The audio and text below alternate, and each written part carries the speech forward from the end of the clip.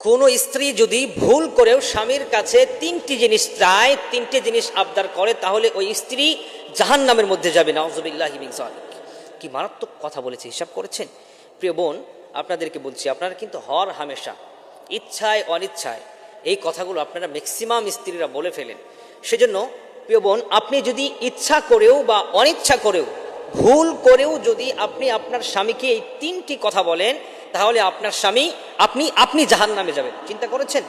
আপনি নামাজ পড়তেছেন, রোজা করেন, হজ করেন, যাকাত দিচ্ছেন, আপনি পর্দার সহিত আপনি চলাফেরা করছেন, কিন্তু ভুল ক্রমে এই তিনটি কথা আপনি বলে ফেলেছেন, আপনি কিন্তু জাহান্নামী হয়ে যাবেন। সেজন্য এই তিনটি কথা আপনি নিজে ভালো করে শুনেন এবং সবাইকে শোনান, সবাইকে এটা শিক্ষা দেন।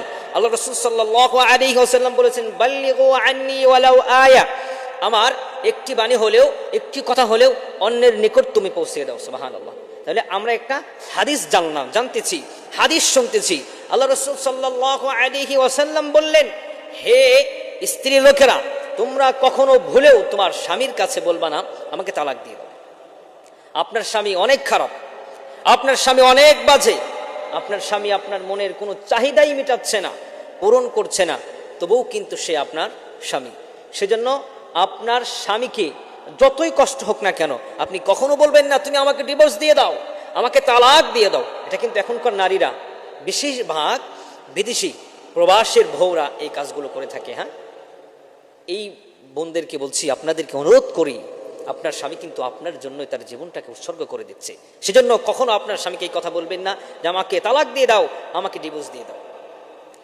স্বামীর যতটুকু আয় আছে, ইনকাম আছে, এই ইনকামের বাহিরে আপনি কখনো আপনার স্বামীর কাছে চাহিদা করবেন। এটা হচ্ছে 2 নাম্বার। আপনার স্বামীর ইনকাম মাসে 10,000 টাকা, আপনার চাহিদা হচ্ছে আপনি মিটাবেন মাসে 30,000 টাকা, তাহলে আপনার স্বামী কোথায় পাবে? আপনার স্বামী কষ্ট পাবে, আঘাত পাবে। স্বামী যদি কষ্ট পায় তাহলে কিন্তু আপনি বরবাদ হয়ে যাবেন, আপনি ধ্বংস হয়ে যাবেন।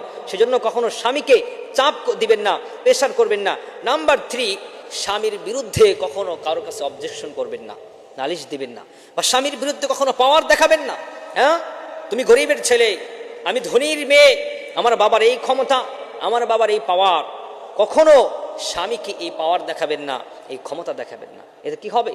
স্বামীর মনে কষ্ট হয়, স্বামীর মনে আঘাত পায়। স্বামী আঘাত পেলে কিন্তু আপনি বরবাদ হয়ে যাবেন।